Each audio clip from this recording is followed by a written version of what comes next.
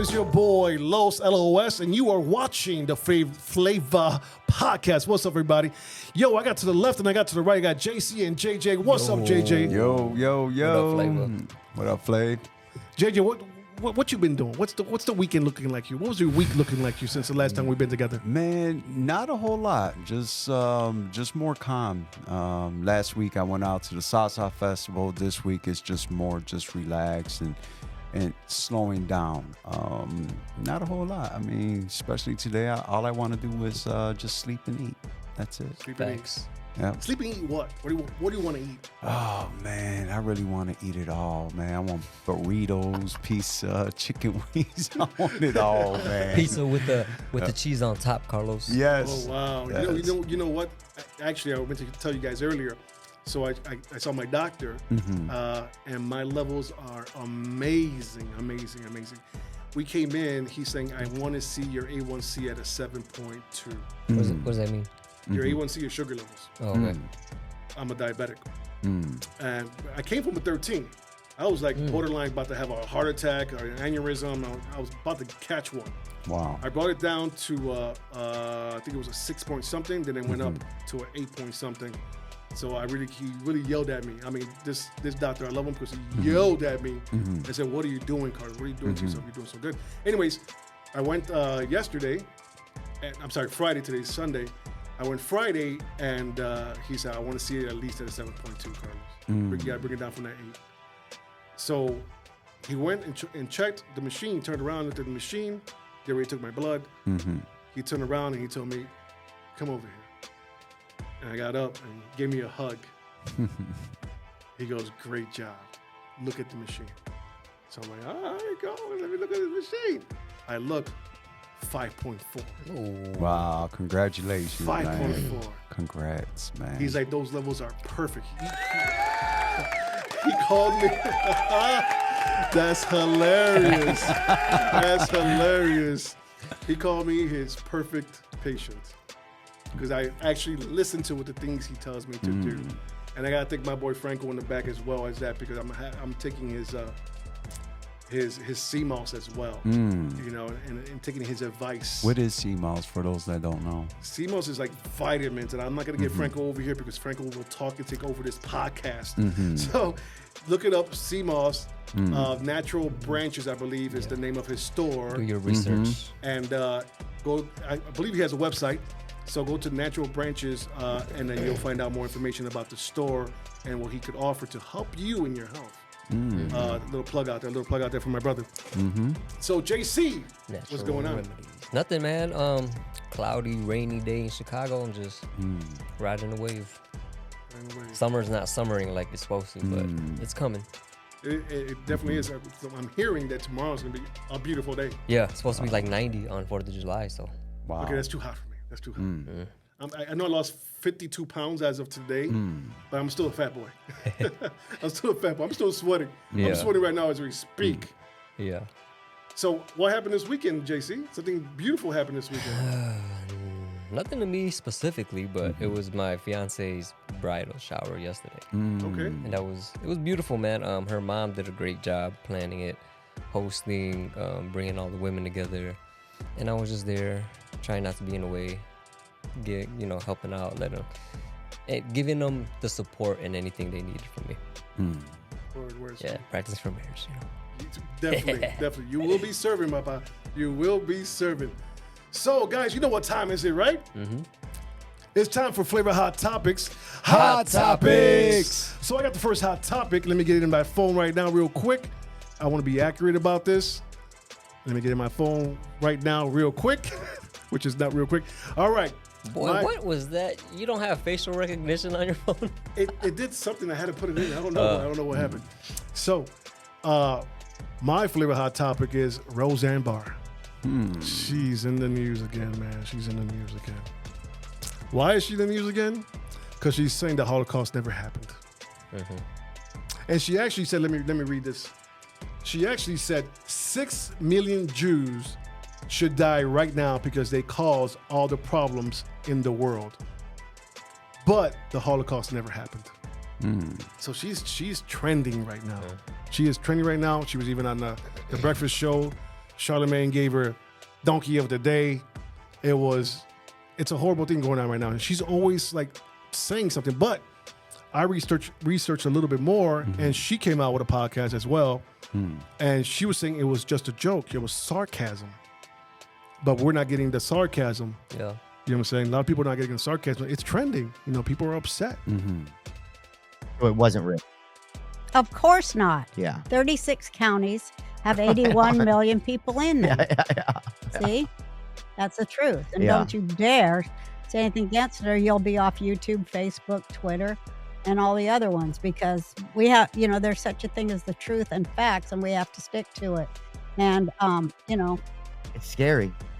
and that is the truth. And nobody died in the Holocaust either. No. That's the truth. Yeah. It should happen. 6 million Jews should die right now because they cause all the problems in the world, but it never happened. But it never happened. Yeah. So that's the clip.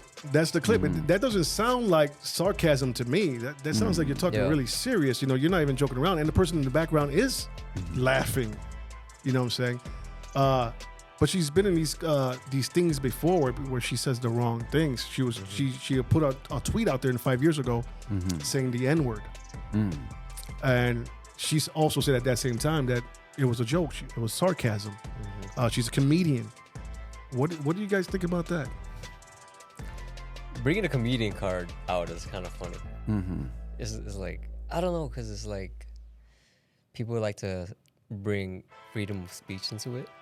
But then if you're going to say it's just a joke after the fact, I don't know. It's hard to say, but I also think, do you think at a certain age, people just stop caring and just say things? I had a friend once whose like whenever I would come over, their grandma would say like the most absurd racist things I have ever heard. And I felt like she just wouldn't care. And it's also a testament of the times that you grew up in, because sometimes we think about slavery and all these segregation things that went on, and it's not that far off from when we grew up. No. Because, Rosa Parks, is pretty much within our lifetime. Pretty much, yeah. I think the thing is when you read about things in your textbooks when you're younger, there's this mindset that it happened so long ago. I'm pretty sure there's kids that are reading about 9/11, thinking it's like 50 years ago. And to us, it's just like, it felt like it was a few years ago.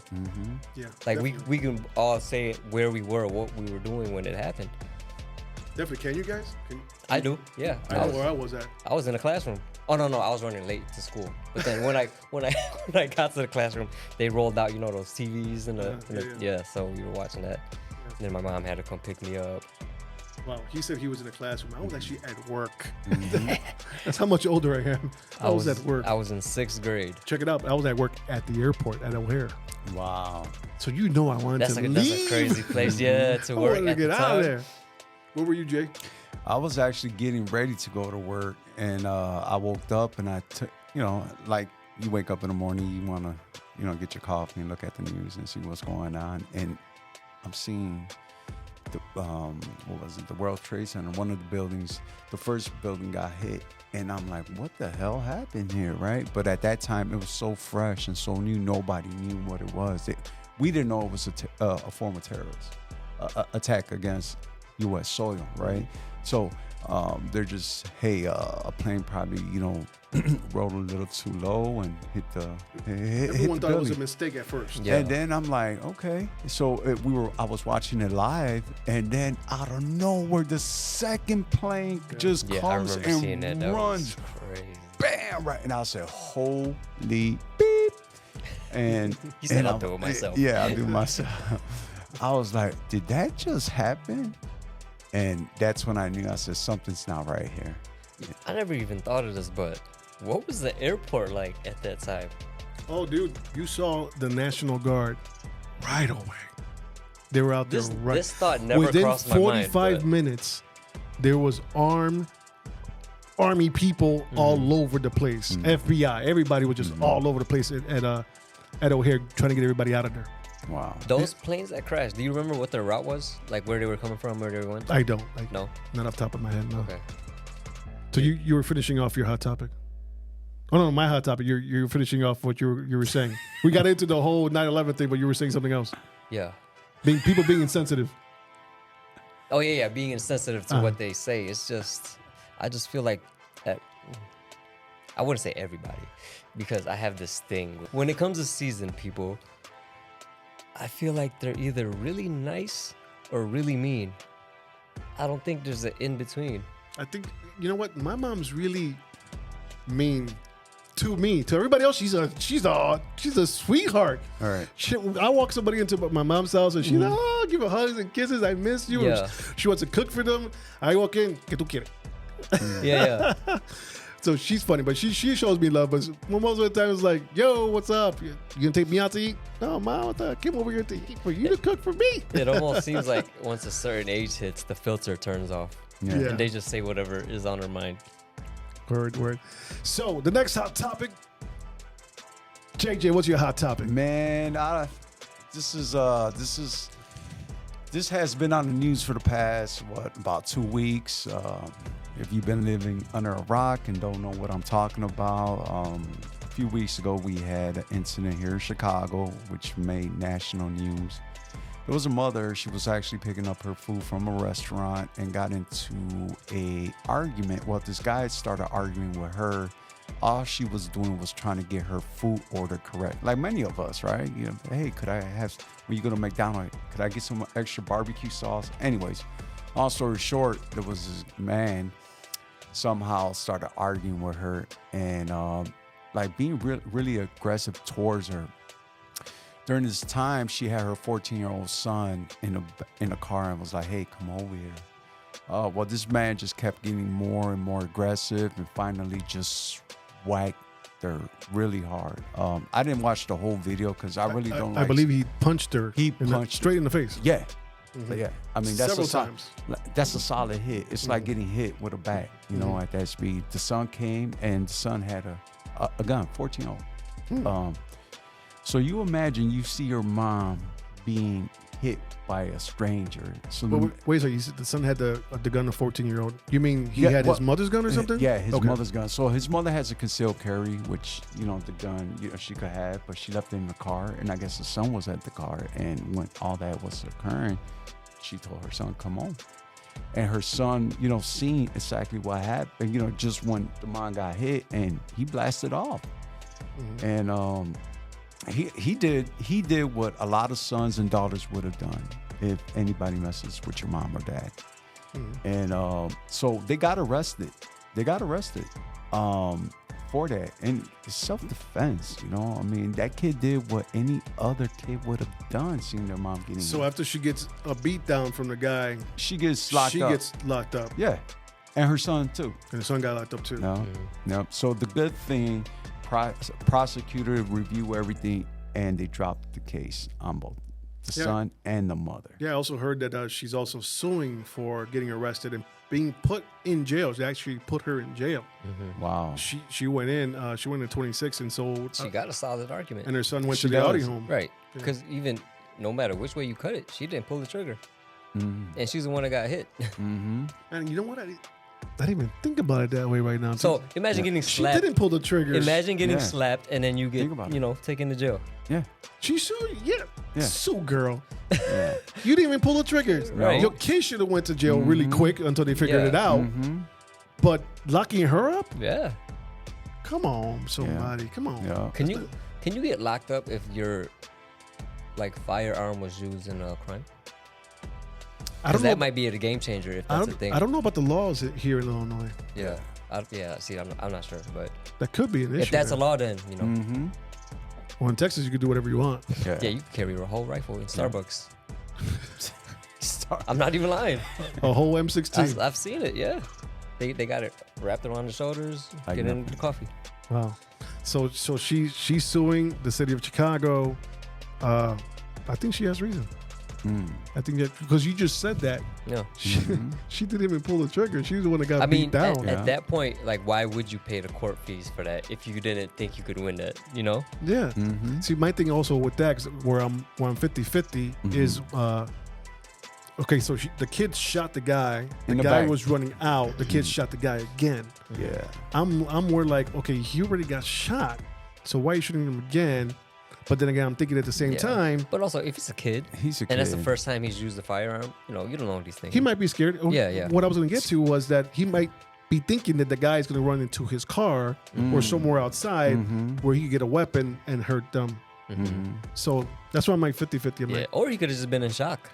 Yeah. Like, he's still holding the gun and it just pops off for the second time. could be. Well, they're not in jail no more. Yeah. They're safe and sound right now. Well, Justice was served. So Amen. Yeah. Amen to that. So I have another hot topic I forgot to say, but I'm gonna say it right now. We have a hot topic, a Flava hot topic, because they're called Flava hot topics. Yes, Right. yes. Right. We put up a video. Go to our YouTube page, FlavaPodcast. Our man right here, JC, yes. did an edit of my man right here, JJ, on our last podcast that is going somewhat viral. Viral. It's the only one that we got right away the first day. Usually we waited a day, I'm sorry, a week or two before it gets to like the thousands of hits.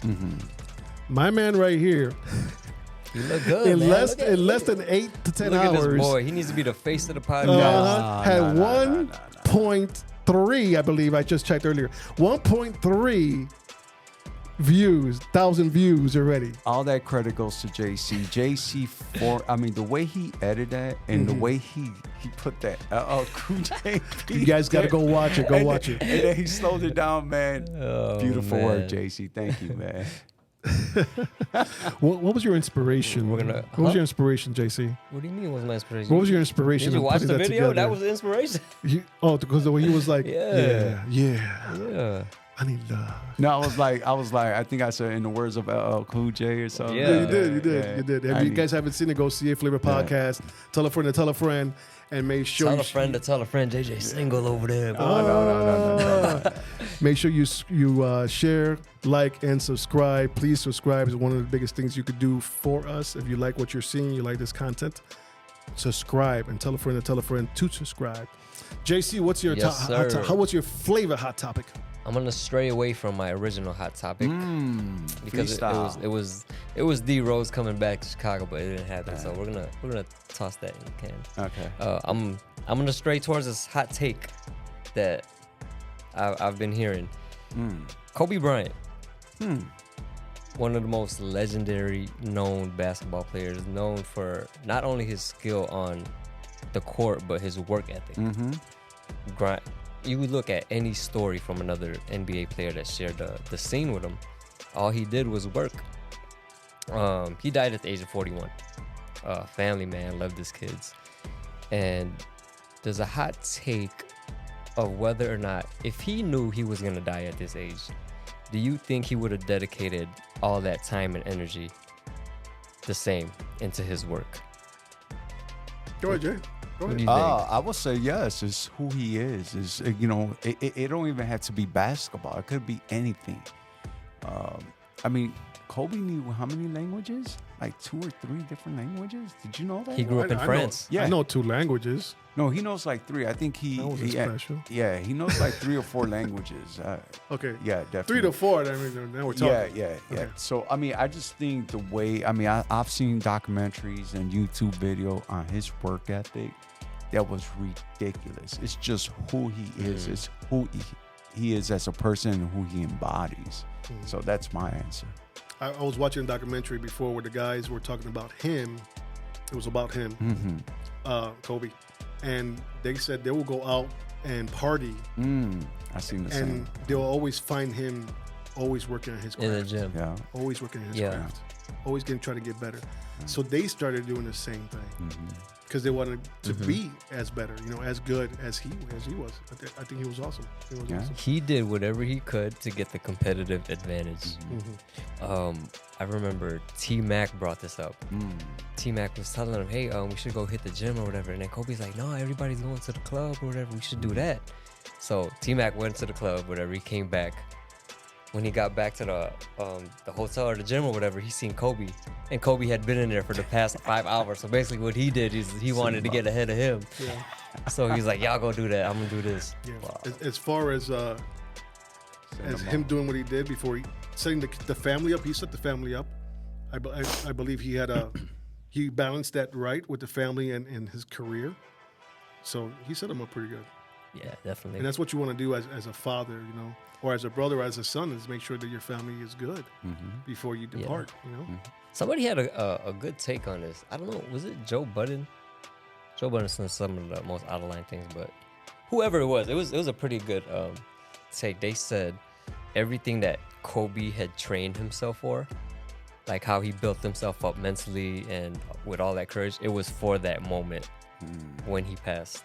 Because he's like, they were basically what he was referring to was, imagine the type of strength that you would need to know that your plane is going down and you have to exert all that energy into comforting your daughter for her to know that everything's going to be okay. Wow. So they were like, all that training was more than for basketball. It was for that one moment. I agree. Rest in peace, Kobe. Yeah, man. Rest in peace. Hola, mi gente. This is brought to you by Face Strong. Face Strong is a faith-based apparel line. So when you purchase from Face Strong, it helps us stay online. So go to www.facestrong413.com to purchase your apparel. What's up? You have the FlavaPodcast, and we're here. We are here with somebody that comes straight from New York that now resides in Chicago. Let me tell you some of his accolades. He's a singer. He has a band called the. Go ahead, you can talk. Flaco Navaja and the Razor Blades. Oh yeah. Nice. And he is also an actor. Can I say actor? Yes. Are you a screenwriter as well? Not yet. But you write your own.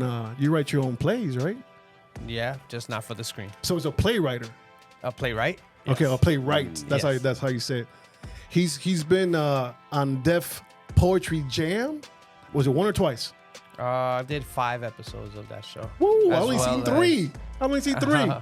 Yeah, I did. I did 5 episodes as well as tour with the international tour. They did a Broadway version of that show that ended up doing an international tour that I was a part of. Okay. That was fun. So you've done stuff in New York. You've done stuff recently in LA, and you're doing stuff here in Chicago. Any other states you're doing stuff? Actively, no, but yeah, I've had the blessing of touring all over this country and as well as internationally. Like we went with Def Poetry to New Zealand, Australia. We spent a month in Edinburgh, Scotland. Awesome. Let me stop you now because I'm still doing it. All right, you got it. Sorry. He is the one. If you guys didn't know, he is the one that got me back into the entertainment field in a good way. Not the way I used to do for 24 years, but in a good way where I could control the situation. He inspired me. He inspired me to do these podcasts and bring these two gentlemen with me. If you don't know who he is, his name is Flaco Navaja. All right. Thank you. So Flaco, we start off always with a icebreaker. Now you can talk about it if you want, or you can just leave it alone. So tacos or burritos? Burritos.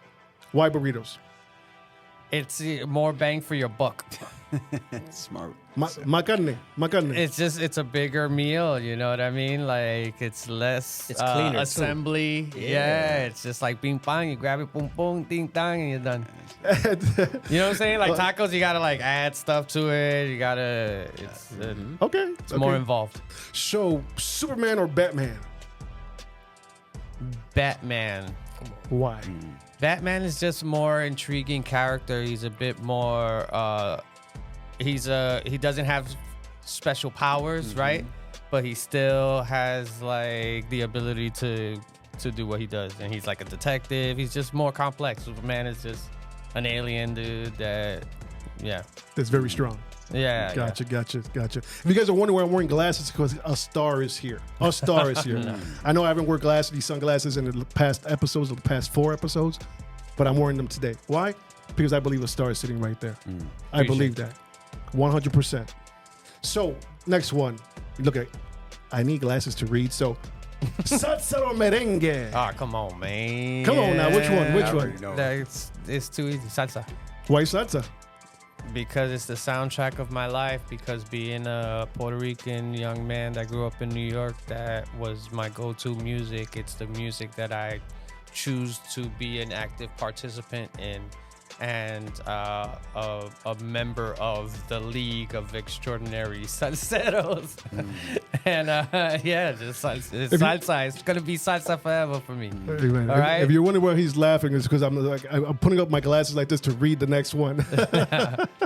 So, favorite movie? Oh man, that's not easy. There are too many to list.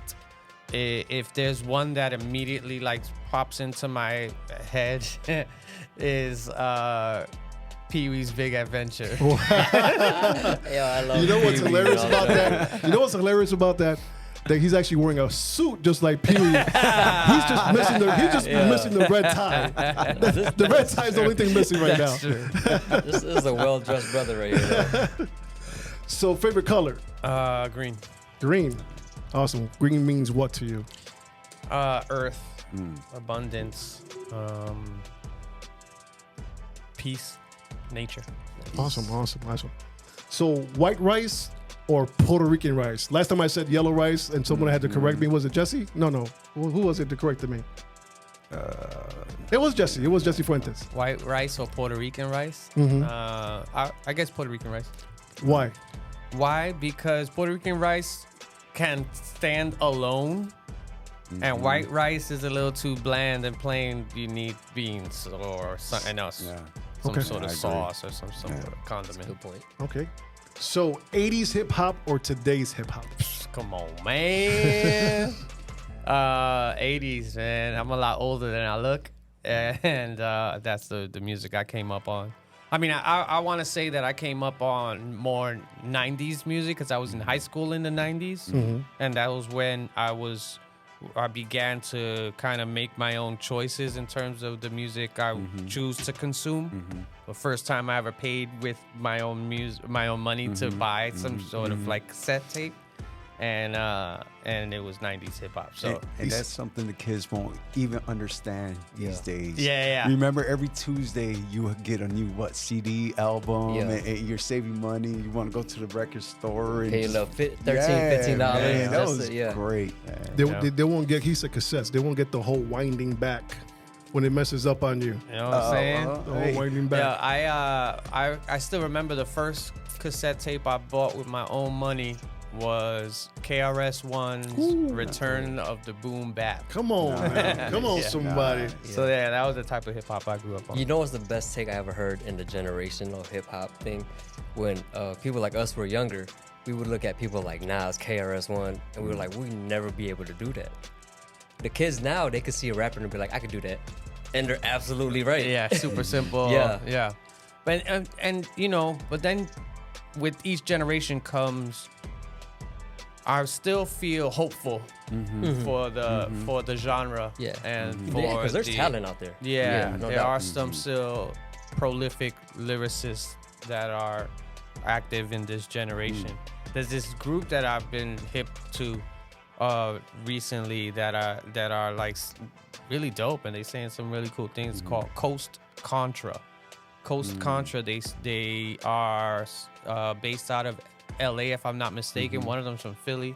One of them's a Colombian cat that switches from Spanish and English effortlessly. And they do these freestyle videos that they're sitting around a table at a podcast studio. And they take beats that are like, they did one on the scenario beat. Nice. And it's like, it's positive messages without sacrificing lyrical competency and skill. You know, I good. think a lot of times positive hip hop has gotten a bad rap because sometimes it's whack. Yeah, or so they say. Yeah. They call them like Sesame There Street are, raps. there are, I mean, and there are some that are whack. Right. You know? But then you got people like an Andy Mineo or someone like that who is standing firm on his own beliefs and his belief system and the message that he's trying to share and convey. Yet he's still nice with his, and it still is a student of the game and a practitioner of bars and stuff. Awesome. So you gotta be careful with this one. Uh-oh. Careful, Oh, my no. brother. Careful. Chacho. Ay, yo. Melissa Dupre or Selma Hayek? What you got, bro? What you got? I mean, Melissa Dupre is a real one, you know? I mean, Salma Hayek is a queen. I don't know her, though. You know? But you know your queen. I do. Amen. You heard that, Mel? You heard that, Mel? He said you. He said you. So, acting or singing, which one you like doing best? That's a tough one. That's a tough one as well. I love each form of expression in very distinct ways. Singing for me is a very immediate and visceral exchange of energy, of emotion. Singing, when I'm singing on stage with my band, I am the most in control. I feel it can be my happy place or a safe place where it doesn't matter what I'm going through outside or in my personal life. It doesn't matter what I'm dealing with emotionally or psychologically. When the music starts, that is a place where I'm able to release those things and also commune with God in a way that is either being me crying out or practicing gratitude. Come on, That's dope. So I don't know if there's a difference, poetry or spoken word. Is there a difference? I think spoken word is an expression of poetry. Spoken word is a mode of transportation for poetry, you know. Whereas it can be in a book. Poetry can be consumed literally in a book, and also can be consumed through the ears through spoken word. I have always been more interested in being a performer than a writer. So the difference between myself and my colleagues and people that I look up to as poets and writers, I wasn't the disciplined writer that wrote every day, that had a huge catalog of material and a lot of poems and just continued to produce and produce. That wasn't me. I wanted to be on stage. So because the spoken word scene was the first scene I fell into, it became the vehicle that allowed me to be on stage, that allowed me to sing in front of people, that allowed me to just be on stage. If I had to write some poems to do it, then I had to write some poems. Some love poems? Love poems? Rarely. Really? He's Rarely. like, regular. That's Yeah. a crazy thing to separate too, because I wrote poetry when I was younger, and I was the other way around. I didn't care for performing. And I know there was a lot of people that hate performing, but they love writing. Because for a lot of people, it's an outlet to be able to do that. For you to say it's the flip side, that's crazy. That's interesting. It was still an outlet. Yeah. But you enjoyed the performance more. I just enjoyed the performance more. There was something that clicked early on. I don't know if it had to do with me being the youngest of 5 and kind of having to fight for attention or whatever, or me growing up being extremely insecure and then finally finding something that I am good at and that will gain positive attention. As opposed to in the past, I tried to make myself invisible so that because I was insecure, I didn't want anyone to see me and notice me. So that way I'll just fly under the radar. And then all of a sudden now I found something that's like, oh yeah, well this is who I am. You know what I mean? Show the whole world. So then, that can go an extreme of now. You have to find a balance of humility and ego and what's real and what's not and yeah. Awesome. So, do you remember your first poetry? My first poem. Poem. There you go. See, thank you for saying that for me. I don't know the whole poem, but I remember my 18th year was a very eventful one. There was a lot going on in my personal life. Around that same time, I was working in a nonprofit organization, and the coordinator of the program I was working with gave me a journal when my grandmother passed away. My grandmother passes away. This woman gives me a journal, tells me to write what I'm going through, whatever. I wrote a poem for my grandmother. I'm the youngest of 5. This will put some stuff in context. I'm the youngest of 5. On paper, my family is a very exceptional family in the sense that my oldest sister left home at like 18, and she was a fashion model and like lived in Paris and was on covers of magazines and like Vogue International and Mademoiselle, things like that. My other sister lives in Los Angeles, and she's a novelist and has published multiple novels. Her genre of literature is young adult fiction. And she wrote a book called The Education of Margot Sanchez that was like published by like Simon and Schuster, like crazy publishers, big deal. My brother Hector used to live in Chicago, and he is an activist, and he was the first poet I ever seen do spoken word and do poetry that was not like anything I learned in school, right? So then that's him, right? And then my other brother's a guidance counselor, and then there's me. So coming from a family like that, I was exposed to a lot of different types of music early on. I kind of have had a college experience at a young age because I would visit my siblings in university, and my brother was in a fraternity, you know what I mean? I used to work the door at his parties at 13. I was going to ask you, what was the experience, but he just said it. You know, that type of stuff. So it wasn't foreign for me to write a poem. I say all of that to say that I just didn't pull out a poem out of nowhere. It was in your blood. It was around. So I wrote this poem for my grandmother, and one of my brothers was going out with this young lady who was a poet or is a poet. And she was doing an open mic, like a poetry reading at this bar in the Bronx near Yankee Stadium called the Newsroom. And I show up. I went there. I was underage, wasn't supposed to even be in the bar, but I went in there. And when I went up to the open mic list, they say, you got to write your name. And that's when the name Flaco Navaja came back to me. The way I got the name Flaco Navaja was I was like 10 years old, and one of my best friend's father's house, my boy, and I used to sing Pedro Navaja to myself, this song.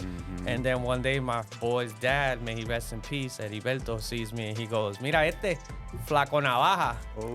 And then 10 years later or so, when I did that open mic, that name came to me. And it's been... Yeah, that was one of my questions. I was going to ask you, how did you get that name? It was that. I'm still waiting for that poem. Oh, the first poem was about my grandma. So the first poem was about my grandma. Do you still remember it? Not at all. Not at all. Do you remember any poem off the top of your head right now? Oh, yeah. I got like a catalog. Can you give us 30 seconds? I be the son of hardcore South Bronx Puerto Rican nationalists. An aguinaldo, bomba y plena salsa rumba singing activist. Llevo el swing del sur del Bronx wherever I go. From the Seine in Paris to old San Juan's callejones. See, I was raised on a steady diet of Rafi Levy La Selecta, KRS-One, The Doors, Bob Marley, Jimi Hendrix, Janis Joplin, y música de protesta.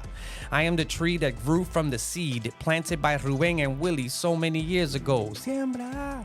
I am Juana Peña and Pedro Navaja's illegitimate child. I am salsa. I am hip-hop. I am Puerto Rico. I am the South Bronx. I am New York City. And my name is Flaco Navaja. Man, that was great. Come on, put your hands together for that one. Put your hands together for that. That was good because once he got it, that I wanted to hear right away. It came out. Yeah. He didn't even wait. He just came out. Awesome. That's some good stuff. So another one. Watch yourself. Uh-oh. Watch yourself. Biggie or Tupac?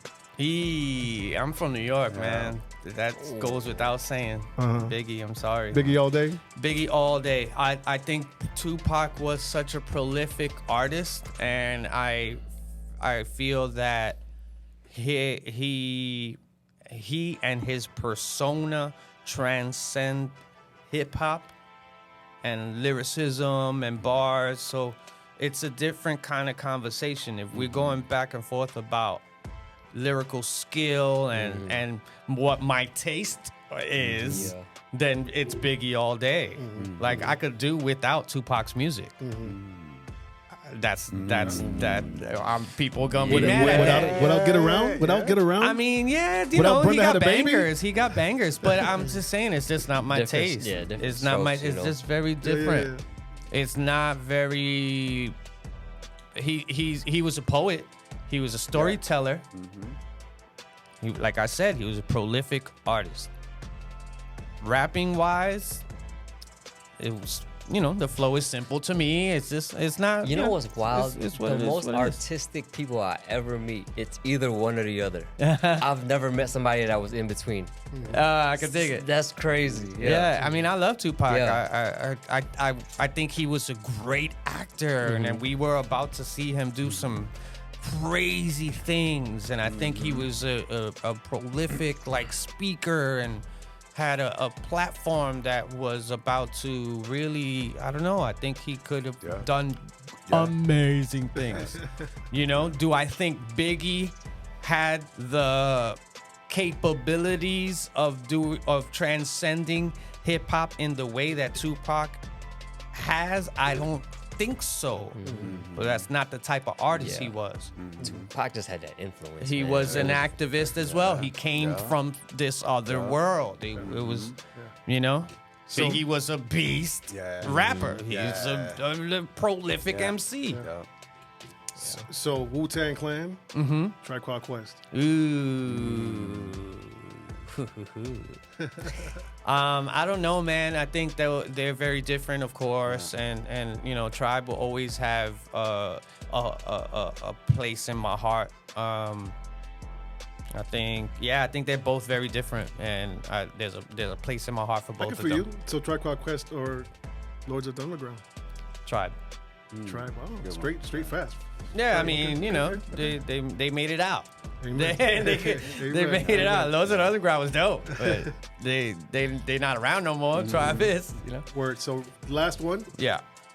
New York or Chicago? Come on, do that, man. Pizza.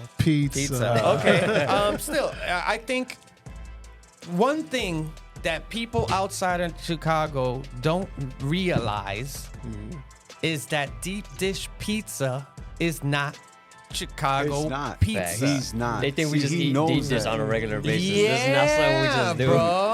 So It's not. coming here Yeah. with that ignorance, Yeah. you immediately think, New York pizza's way better than Chicago, because that deep dish it's great, but you can't eat that every day. Nah. Yeah. You know? That's a lot of sauce. Yeah. That's a pie. That's a pie, bro. It's not a pizza. Yeah. Brick, it's So heavy, man. when you realize, I love tavern style Yeah. pizza, man. Oh man, it's the best, man. Wow. Yeah. It's so good. Do you find it like coming from New York and eating Chicago pizza? Like New York got like the way we cut our pizza in Squares. Yeah. yeah. I got fat. You know what it is? New York pizza is, for lack of better word, it's like utilitarian. It's about effectiveness. You know, fold it up, walk and eat it. Yeah. It's about let's go. You know, it's not like we're gonna sit down and ping pong. Like you get a slice of pizza, you eat it walking to the train because you don't got time for none of this.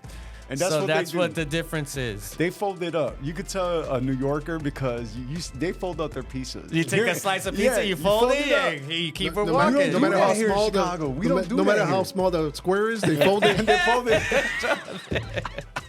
Yeah. So, but it's about being. It's about mobility. Yeah. It's about keeping it moving. That's what pizza is for us, New York. Cool. So, you guys want to ask some questions? I got a bunch of questions. Yeah, here, bro. I got a bunch. So I want to go back on the pizza thing. It's funny because my family's from the Bronx, and my father and everything. I go there a lot of the time, and I eat their pizzas from over there. It's a big slice of pizza, and they put their toppings. It's a Bocce's pizza. That's what it is, right? Yeah. Okay. So I had my cousins come from New York to Chicago, right? And they were like, all right, we got to order pizzas from Chicago. So they were stoked because it's always this New York, Chicago. It's always about food, right? So she comes, she orders, I want sausage, I want pepperoni. The pizza comes, right? She looks at the pizza, she only sees cheese. So she gets on the phone and calls the place back, and we ordered sausage, we ordered pepperoni. You know what the lady told her? It's in there. It's in there. It's underneath the cheese. See, New York don't have it No, like that. Their 'cause they toppings put are it on the top. of it. I always on ask top for of the it. toppings on So top. it was just funny. You asked for it like I that? asked for it on top. It's better on top.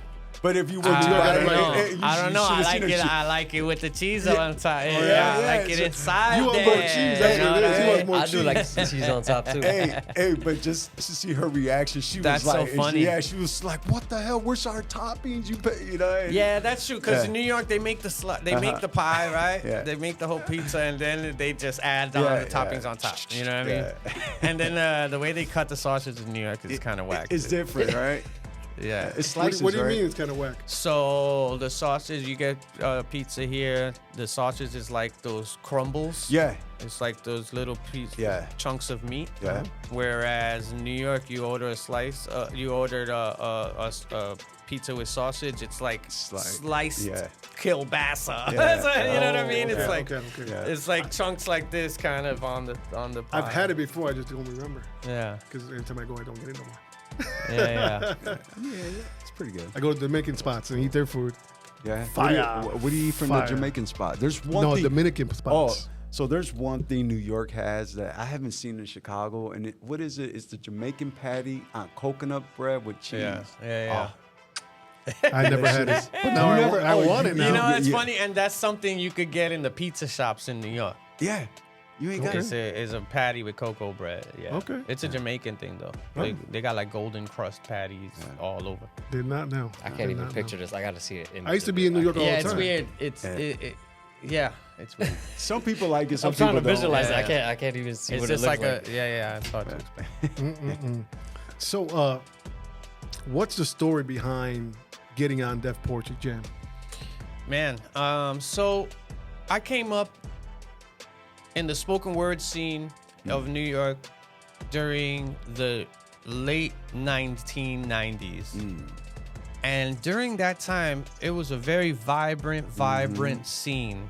I'm sure there was a scene here in Chicago. This is pre-internet, so we ain't really knowing what's happening in other regions per se. We're So in our they own did that in bubbles. different cities? Poetry, the Def spoken Poetry? word Yeah, scene. yeah. Yes. Okay. So what happened was there were all these scenes in their own pockets. In LA, they had a poetry scene. In Chicago, the people were rocking. Atlanta, the people were rocking. New York, we had the New Yorican Poets Cafe, which is an iconic venue. And also, I come from the New Yorican School of Poetry. So during the 70s, there was a movement of expression that came out of New York through the Puerto Rican community.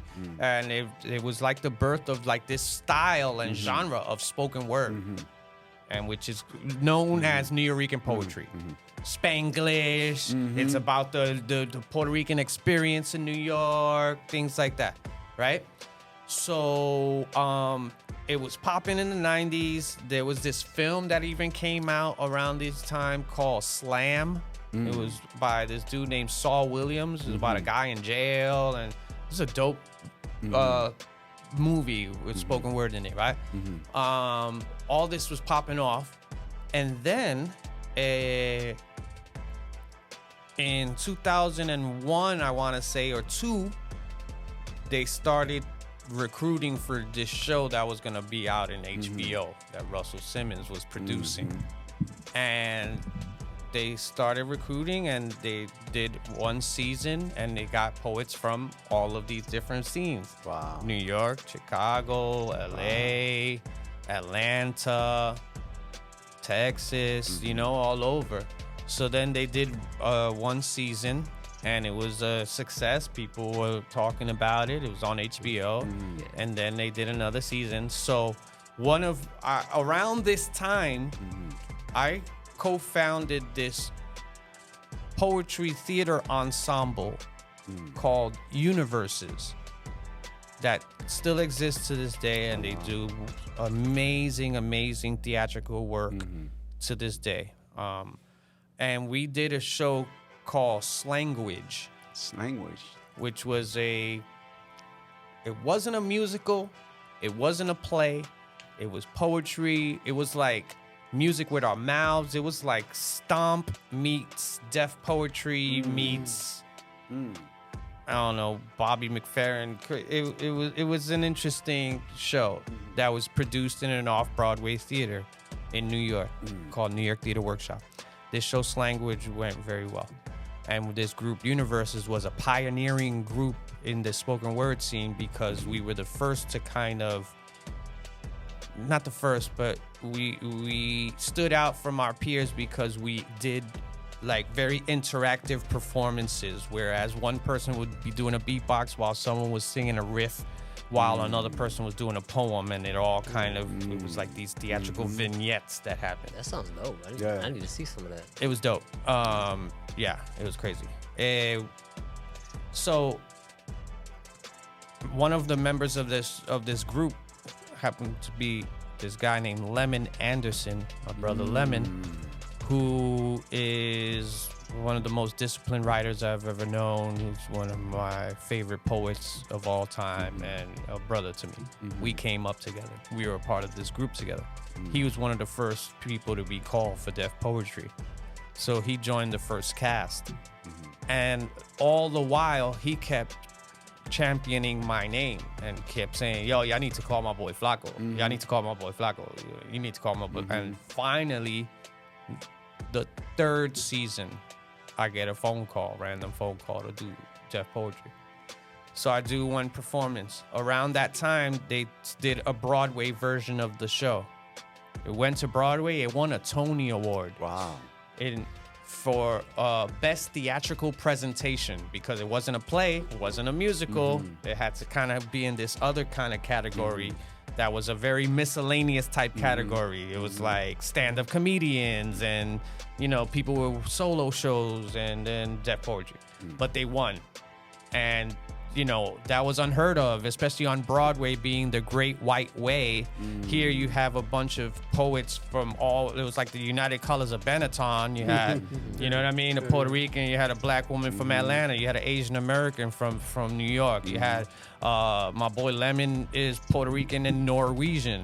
You know what I mean? You had a dude named Black Ice from Philly. So you I had remember these Black Ice was cold, man. Yeah, so man. they were calling y'all up? I don't know, because I used to watch it when I was younger. I thought people would audition to be on that show. Well, they had people going out to the poetry scenes and seeing Like who's scouting making them out, basically? Okay. Because there was already, we were out there. You know what I'm saying? Yeah. So you can't do a show about spoken word without going to the people that are actually doing it. And people of each city, there was a list of kind of these are the people that are doing it. Yeah. Like, Because if crowd you don't control have is a whole them, different you thing. ain't Yeah, really don't know what you're talking about. So that was the kind of experience. So then when they did this Tony Award winning show, they decided to tour it internationally. And my boy Lemon, at that time, one of his daughters was about to be born, so he decided that he wasn't going to go on the tour. So they called me to replace him. So I'm like, all right, bet I'm going to go to Scotland to do poetry. Yeah. Like, come on. Out of all things. Yeah, right? That's awesome. And then all of a sudden, one of the other poets had issues and couldn't go on the trip, so Lemon ends up going anyway. So we both Oh, that's fun. Yeah. did this international tour together, and we spent a month in Edinburgh. So how many countries have you been to that With that this? tour, Yeah. we did Edinburgh, Scotland, Auckland, New Zealand, Sydney, Australia, and then we did all over the country. So we did like a crazy tour of the States. My first time in Chicago was in 2003, and I was performing at the Chicago Theater. Oh wow, that's a big stage right there. For your first time in the city, He's been there from New York. I haven't even walked into that place ever. That was crazy. Wow, It was beautiful. So Flacco, who were you as a kid in New York City? I'm the youngest of 5 Puerto Rican. I grew up in the housing projects in the South Bronx. My father is a marathon runner and worked in a hospital. My mother was a lunch lady in our elementary school, went to Catholic school. And yeah, man, I was just an imaginative kid. I was super skinny, thick glasses, and buck teeth. So, you know, in my mind, I was cool in my head, but outside, That's all that matters anyway. That didn't translate to the world per se just yet. So I just had a very vivid imagination and lived a very active fantasy life. And I remember growing up being fascinated with war and military and like Rambo and stuff like that. And that's because I was so scared. I had a fantasy life where that I was the hero. So combine that with 1980s movies that you watching. Did you have a survival knife? Yeah. Did you have a survival knife? I did. I did. You know what a survival knife is? It was like the Rambo knife. It had like a thing you unscrew on the top, and it had a compass. It got like all this type of crazy stuff, and it was Fish like wire. crazy jagged edges. The 20 in one. I didn't have one. I had a fake one. It's like plastic as a toy. Yeah, you could even have stuff to start a fire in there. Yeah. So you had a match or whatever, some rocks you could hit together to start a fire. It was It was Like a caught Rambo. it We on called an it a Rambo island. knife. Yeah. Rambo knife. Yeah, so I was that kid. I was fascinated by that. I had like a Marine poster on my wall. I even have like a poem that I talk about being like a God Bless America kid. That I was fascinated with war, and all of that changed when my older brother came home from college with a friend of his who happened to be the son of one of the original Black Panthers, and his name is Eldridge Cleaver. Eldridge Cleaver's son, Maceo Cleaver, may he rest in peace, was my brother's boy in school. So here they are. I'm like 13. He spends the summer or like a weekend with us at my crib, and I was like a fly on the wall just listening to their conversations. And this is like their college conversations where they're pontificating on politics and all of these things. And I snuck away books and that really like switched my whole thing up, and I went from being a God Bless America kid to like a black militant. You know what I'm saying? And I eventually had to find my way in the middle. But yeah, that was a big shift for me in high school, and even to this day, like my high school buddies remember that change in me when I was kind of like, nah, I ain't playing basketball no more. Ain't no black coaches. Did you wear the beads? Remember in the 90s? Yeah, you used to wear the beads. Man. So yeah, man, we had these the medallions. Of Africa? Yeah, Batman. You used to wear cross colors? I used to have Yeah, that. the Batman one. Oh yeah, I used to have all that stuff, all the Batman stuff. Oh yeah. But so like that was me, and that was kind of because I was the youngest of 5. I was starting to question things at an early age because of my siblings making their own discoveries and me getting them secondhand. You know what I mean? Like You wanted to find your own path. even my music. Well, yeah, it helped me me set up a course towards something. Eventually, I had to find my own path, but I was blessed to have those experiences at such an early age because it gave me a sort of world view Right. early on. Yeah, you weren't locked on to one thing. Yeah, well, it wasn't just my block. Yeah. I was seeing other stuff. I'm sure all these changes played a good part in because you're an actor. Mm-hmm. I remember when I was looking you up, I saw some clips. I was like, oh, he's been on the screen and everything. Do you have like a few names in mind that like you've loved working with so far? Yeah, I've had some cool experiences. One of my coolest experiences was this web series that I did called East Willie B. And East Willie B, you can still find it on YouTube. East Willie with a Y and the letter B. And it was something that was kind of ahead of its time. And it came at a point when right before web series were looked at as serious content. Or right before people were looking at web series like, oh, I can just put more money into this and make this a full-length thing. So East Willie B was a web series where I played a dude that inherited a Puerto Rican bar in Bushwick, Brooklyn, and I'm struggling to keep it open in the midst of gentrification and the changing of the neighborhood. And it was like an all pretty much Latino cast of people that are doing great things now. And it was the way they produced the whole thing was they did a Kickstarter campaign and raised $50,000 in 50 days. Come on, somebody. Yeah, to create this content, and it was just a great experience, and I loved everyone that I was working with there. In terms of like named stars and people that I've had the opportunity to work with, I've had the opportunity to work with one of the coolest brothers that I always will remember was Jeff Goldblum. Oh, come Jeff on. Goldblum. Yeah. Jeff Yeah. Goldblum was cool, man. He was cool. I did an episode of like Law and Order with him.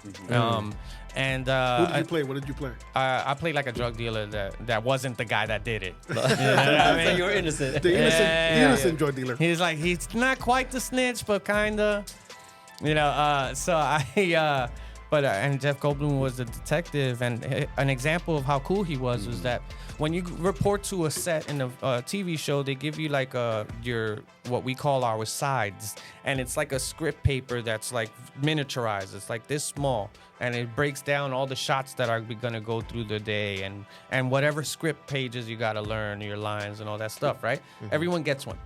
I remember I was in a tent getting my microphone put on, and in walks Jeff Goldblum with sides in his hand, and on his sides I see my name written very big, and he goes straight up to me and shakes my hand and goes, Flaco Navaja, very cool name. Like he made it his business to find out who he was about to work with. Wow. And immediately shook my hand and said my name. Yeah. And that immediately disarmed me, and the rest of the shoot was cool, and it was That's dope because he awesome. builds chemistry before you even get on Absolutely. set. Yeah. And for him, you know, veterans don't need to do that. A lot of times they're just like, you know, keep up, kid. Up in her ego. You know what Yeah. I'm saying? And nah, he was cool. He was That's cool. dope. Yeah. Now, go ahead. No, Go ahead. that's all you. I was gonna say, now I read somewhere that I think in 3rd grade you fell in love with music. Now, do you remember what song you heard that made you fall in love in 3rd grade, where you were like, I just, you know, what hit, like, what triggered that? I don't know. I will say, in the 3rd grade, I did a talent show, and that was the first time I fell in love with performance. Gotcha. You know, the first song that I feel like I liked, that's hard. Was it salsa? Was it hip hop? The song I did in 3rd grade was a Menudo tune. Which one? We better know which one. It Which was one? like a called, cannonball? No, it was called Because of Love. Oh, wow. It was like Can an you English sing it? joint. So it was Can for you a sing it? girl, No, basically. Can you sing it? We were born because of love. It was a Robbie Rosa tune. Salute, man, for doing that. Because they were hot. I mean, that's when. Menudo, for God. I think that was the years. first Bro, let me boy tell band you, like I got 2 older sisters.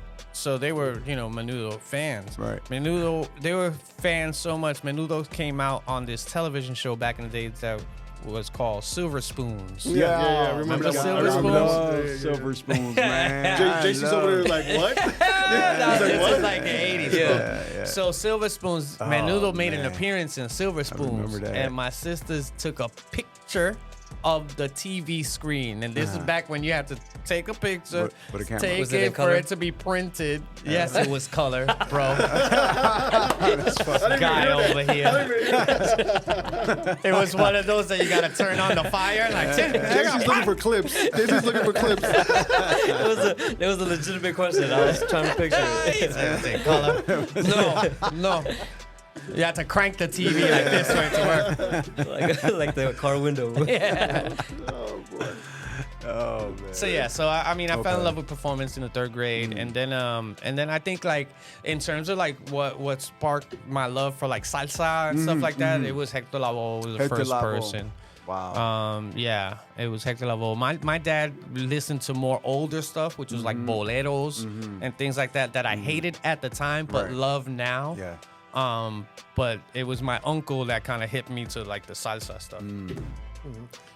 When I saw your play, I think you said something about people confuse you with Mark Anthony. All the time. How's that happen? You're singing at a spot, or did you walk in and like Mark Anthony? I mean, the fact that I'm a singer and I sing old school salsa stuff, that's one natural thing. Yeah, it just happens. Yeah, a lot of times it's not even on stage. It's just like people be like, I don't know if you ever heard this before, but you remind me of Mark Anthony. I was like, nah, I never heard this. Have you ever met him? I have not. Okay. And Not yet. No, not yet. I'm sure we will. We have literally 1 degree of separation in so many different ways. Colleagues that play music in his band. Yeah, we're just 1 degree of separation. So I'm sure when I finally do meet him, he's probably gonna be like, "You that guy that everybody's always talking about." I They need keep to on calling meet. me Flacco. They keep on calling me Flacco. No. You need to change your name to Mark Anthony on like pickup apps and stuff. Yeah, hilarious. Well, something awesome happened to you in LA where you were doing your one-man show, right? You did a one-man show here in Chicago, which sold out every time. I mean, they were talking about it in my church. Wow. People were talking about it in my church, your one-man show. You went to LA, did the same thing out there. And you had some special guests come in and actually paid to go see you. And that was Ben Affleck and Jennifer Lopez. Oh wow. How was that feeling of knowing that they're there and they actually paid to see you? Somehow they found out about your show. It's not like a bunch of people on that show. It's you. Yeah. How'd that feel? It was cool. It was a very genuine exchange. It was flattering that they would take the time to come see me. I had no idea they would. It was funny. The way it kind of came about was that Small World has it. I know Jennifer Lopez's father. A good friend of mine. Shout out to my brother Eddie Batiste. Is a friend of his, and we've met multiple occasions in the past. And he came to the show. So when I got out of the show and I got to the lobby to say hello to him, he's like, "I'm texting Jennifer right now. Look." And he shows me his phone. I ain't get to look at the number, bro. I was like, "Whoa!" It doesn't say it. So he wrote, "Hey, I just got out of the show and it's really good." And Evolution of a Sonero by Navaja is really good. And she responds, "Oh, my friend Anna went to that show as well. She told me about it. Is it worth me going?" And he was like, "Yes," right? That whole week, the joke was, ain't no way they coming to the show. Like, because, I mean, in my mind, you got this illusion of like paparazzi and like how big of a production it must be to go out if you're these people. And, what are they going to do? Shut down the whole theater? They ain't going to do that. And in my mind, I was just like, whatever. It's not going to happen. Pero. Were paparazzis there? No. Like, wait, no. No, they were came, under the radar Not then. even the theater knew they were coming. It was like okay. boom. They were in the back. That was smart. I didn't even notice them. And then Well, that's good on their part too. Like, not taking that spot from you, you know? Yes. So Yeah. And yeah, that's true. that's very respectful And for them. my lady intercepted them and was introduced to them. So Small World has it also. That friend Anna that J-Lo was talking about came to the show with Marissa Tomei, who is also an amazing actor. Come on, somebody. Come on, somebody. I met Marissa Tomei in New York when I was singing at a restaurant in Harlem, and ended up getting called by her to perform at a party at her crib. So when I get to LA, I reach out to her, let her know I'm doing my show, and she comes with a friend Anna, who happens to be we need to know who this Anna girl is. That's right, this woman. Yeah, pretty much. We need to talk to her because she's the connect between J-Lo and Marissa That's your new Tomei. agent. Exactly. But yeah, so my lady Melissa was in the audience, and I go downstairs to go change, and I get a phone call like, "Don't change, come back upstairs, and don't go to the lobby, go to the theater." And I'm like, "Why?" And it's like J-Lo and Ben Affleck are here, and they want to meet you. Oh, wow. It's like, all right, cool. The way he I would says not it, be. I would not be that cool. Alright, This cool. man met Hey, all my también. crushes from the '90s. Did you meet the Pink Ranger too, bro? Pink Ranger. I Hilarious. just met Topanga like the first time a few months ago, and that was. Did you? I did. Oh, that's wow. I went to Comic-Con. Comic-Con, no, that's where you met her. Yeah. Okay, awesome. What was she doing? A meet and greet, With the Boy pictures. Meets... Yeah, Okay. she was with the Boy Meets World cast. Okay. Oh, awesome. That's some good stuff. You guys any questions? I'll keep on asking questions. Yeah, I mean, now I was looking you up, and I see that you kind of point out that you're a son of a proud nationalist, Puerto Rican nationalist. Can you tell us a little bit more about that? You know, growing up in that. Yeah, I mean, I grew up in a family where my father instilled pride in being Puerto Rican in various ways. One of his ways of instilling pride of being Puerto Rican is by ridiculing us and telling us that we weren't. He'd be like, tú no eres Puerto Rican, you're americano. No, no, papi. I know, right? Soy boricua. But that pride has been instilled in us since a very young age. To the point that, like, my dad refuses to wear any other flag on his body. It's just like that type of thing. Yeah. You know, that reminds me of, not to cut you off, but it does That's remind okay. me of the Young Lords. When you say nationalist, Puerto Rican nationalist in New York City. Well, that's the. Did he come from that?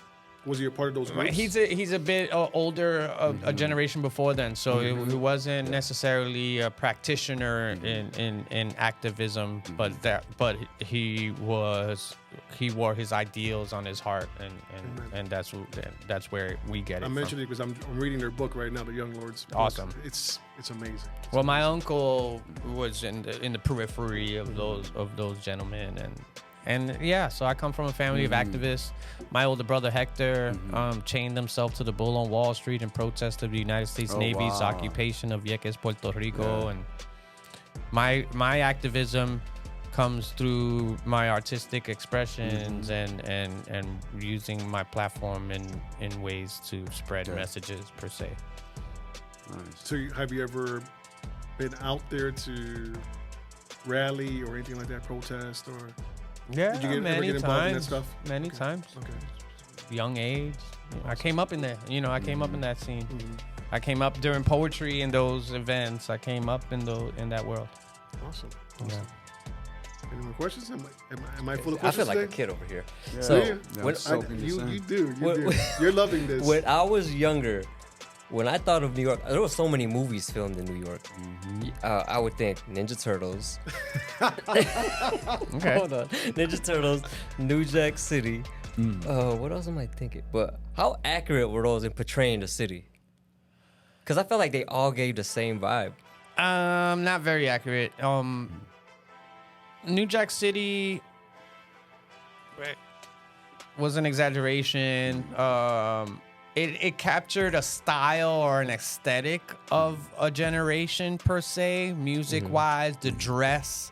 But in terms of realism of the storytelling, no. It's Hollywood, Yeah. If you want to see like cool movies that depict neighborhood New York, I would say a movie like something like Hanging with the Homeboys is one of them joints. Yes. I love John that Leguizamo. movie. Yeah. Yes, that's my guy. And then you go back further in the like old school movies.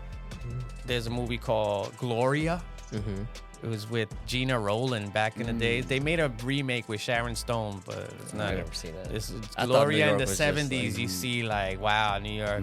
And I'm sure you guys got Chicago films like Ferris Yeah. Bueller Day Off. That's and, why. That's why I think about it. Yeah. Because I used to watch the Warriors. I was like, man, New York. kinda Warriors, crazy. that's real deal. Yeah. I mean, that's real. but I mean, it's not, it's not real. But Warriors is a great like New York, at least visuals. You understand what I mean? For you to Yeah. see the visual New York. Yeah, that's like a the good one. subways and What, stuff. Yeah. Yeah. what about the visual? When I was just watching with you, you put me onto this show that was on Netflix. Which one? We're following the actor now, the main actor. That he plays in Wu-Tang as well. Oh, I know who you're talking about. Were you talking about Dope? Is that the one you said No, the other day? Dope is he plays in Dope. Oh, The with Get Down. The Get Down. The Get Down. Have you watched The Get Down? No, but that's Barr's Larman.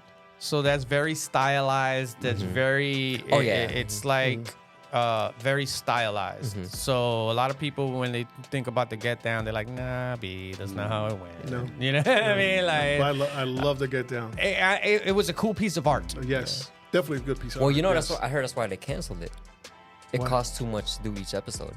Yeah, That was like the 'cause most they've ever It's spent just, on the show. yeah, for- visually it's so Yeah. stunning and stuff like that that. was by Nas too, right? Nas He was a had some narrator. involvement. I'm not sure. Yeah, he had some kind of involvement.